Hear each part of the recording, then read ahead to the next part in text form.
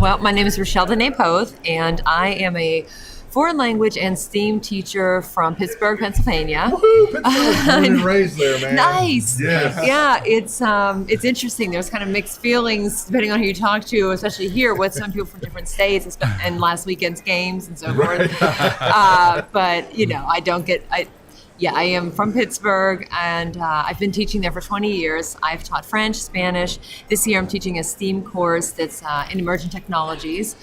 And so the nice thing about it is that I can pretty much kind of change it and adapt to what comes up throughout the year. And I'm here because I love attending tech conferences and learning more about education. I've always been in school. I tell my students I've been a student longer than I've been a teacher. And I had a workshop here the other day. It's my first time being here. Oh. So I had really no idea what to expect. Yeah. I mean, a little bit, but I'm just taken in by all of it, the opportunity to see people that you've met on Twitter and never seen face to face, or that you met on Twitter before and you met them last year first time and now you're reconnecting. So it's just a great experience to be here. Yeah, very cool. So you did a workshop. I did. So tell us about that. Yeah, I had on Tuesday morning a workshop on flipped learning, blended learning, and it's interesting because years ago, I thought that I was flipping my classroom. I'm like, here's a video, go home, watch it, come back. That's it. After some reflection, realizing that really wasn't the true format, especially when it comes to videos, because the students aren't held accountable if they could ask their friend, like, hey, what was in the video? Right. Yes. Or just trying to find ways to, our class periods were 40 minutes, and I'm teaching foreign language. I always wanted more, and I wanted to open up that learning space. So I started to look at ways that I could pull technology in with a purpose, of course, and be more connected to my students. So my workshop the other day was about flipping learning and the different tools that you can do that. And it's interesting, sometimes there are some tools that you've been using for one purpose and you don't realize that there's all of these other ways that you can use it. Yeah. And you might just find that there's one thing that does everything. And some of them, I've stumbled upon some of these reasons over the past couple of years. And some of them have been students have come to me and said, hey, we use this tool for whatever. Can I try it for this? I'm like, I don't know if that's going to work or not. I've never done it, but go for it. And they do it. And most of the time it comes out like awesome. Yeah. And sometimes it's not exactly maybe what I or they, more importantly, wanted it to be, but it's a learning process involved. Sure. So the workshop was kind of cool because I gave a survey ahead of time and had the people that came in fill it out to kind of gear it more towards who's in the room, because when you submit to present, it's months in advance and then you don't know who's actually going to be there. Right. And so I wanted to make it most relevant to them, and it was not that I'm a mind reader, but I kind of had a decent idea of what maybe the needs might be or the interest would be. But it went, I think, fairly well. I got some good feedback and I made some new connections, which I love doing. Yes, and I learned some new ideas. And even later that night, I was thinking, I guess you could totally use this tool for that purpose, or, I wish I knew the answer to that question at that time. But that's all part of the learning, growing, reflecting process. So that was a long answer. I'm sorry. No, it's exactly that's exactly what we're looking for. What you covered and what you learned, and I think that's, to me, that's one of the key things when you're presenting and you're up there giving the workshop, and then there are questions raised that you don't know the answer to, because then you, even though you're the teacher, you're the student. Just like you said, you've been a student longer than you've been a teacher. So and you try and relate to them from their perspective and understand. And I tell my students all the time, like I said, I've been longer in the classroom as a student rather than a teacher, because I've kept going back, getting different degrees and certifications because I'm curious.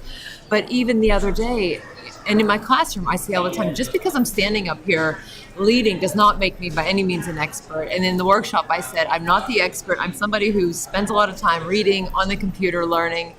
And I try and do that so that when I come to things like this, I kind of take out some of the steps in the process and let you know, okay, this is a tool that you can use. This is why you can use it. Show examples how I've used it.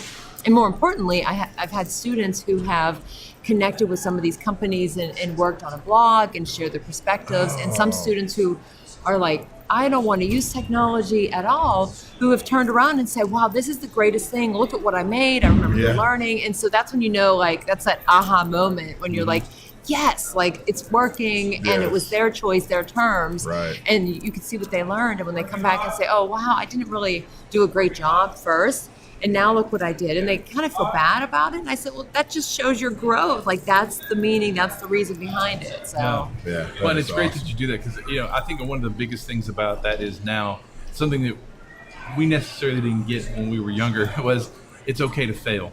Right. It's okay to fail and reset. And right. like you said, this didn't really turn out the way you wanted it, but so let's try something else this Yeah. time. And that's what you're talking about. And you have to model that too, regardless Yes. of whether you're a student to a student, peer collaboration in the classroom, teachers, whatever your role is.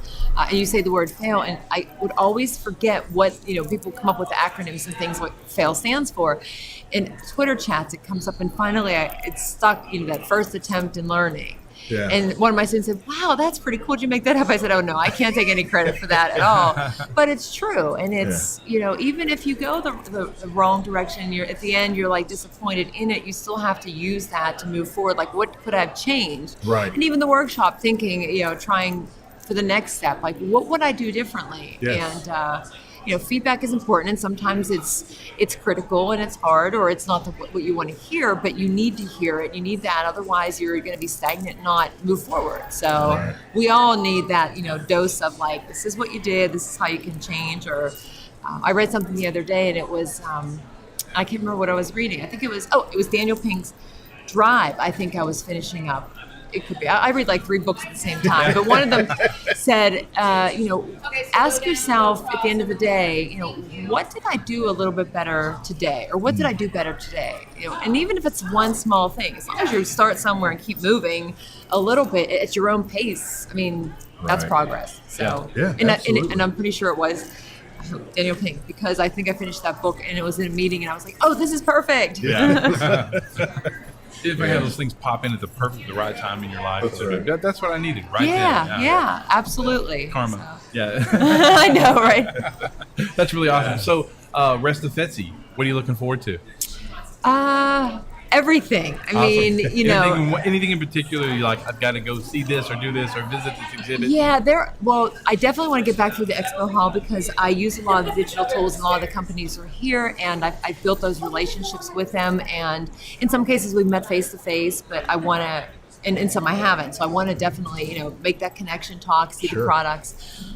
So that's something I want to take in. And there are a lot of presenters that are having concurrent sessions today at the same time, and there are people that I've followed on Twitter, or I've read their blogs and things, and I really want that experience there, and just to talk with other people, see what they're doing in their classrooms or whatever the role is, take it all in, and just, I don't know, relax. Maybe go outside, but that's okay. That's right, I can stand by the window, but it's a nice place to be. It's colder in Pittsburgh, but you know what? Everybody says, well, what's your plan? And I think sometimes, like, you can have an idea in mind what your personal goals are for growth or what you're looking for. But for me, a lot of times I'm like, I want a kind of a plan, but from here to there, I don't know what's going to come up in the road, just like in your classroom, roadblocks or new learning experiences. So we'll see what happens between here and north. Yeah, exactly. Hey, there you go. Right. That's right. I think that's north. Yeah. So we like to do a little thing here. A lot of people do it, but we do it here. It's a 45-second elevator pitch. So you're going to step on the elevator. There's your hero. Yeah. And you've got to tell them who you are, what you do, and why they need to be following you. Your friend. Oh. Yeah, put you on the spot here. That is, you know what? I think it would have been better if you said to me, what are 3 words to describe yourself? Because then I would have come up with like 7 or something, because I can never just answer. Now you give me 45 seconds. So do you start the timer? Nah, it's a loose 45. It's a loose 45 Okay. seconds, So, start with my name. Yep. Okay, so my name is Rachelle Poth. I'm a foreign language teacher from Pittsburgh. You can follow me on Twitter at RDENE915. And reasons for maybe connecting with me or reaching out is I tend to repost a lot of information that I find very valuable in the classroom, and share the work that other people are sharing that they're doing in their classrooms, or if they're tech integration specialists, whatever their role is. And I try to share information that I think is going to be the most beneficial to help the students grow, to help us grow as professionals. And if you follow me on Twitter and we connect, I will do everything I can to help share information that I have that I come across, and blogs that I read, or anything that I think that can help us move forward.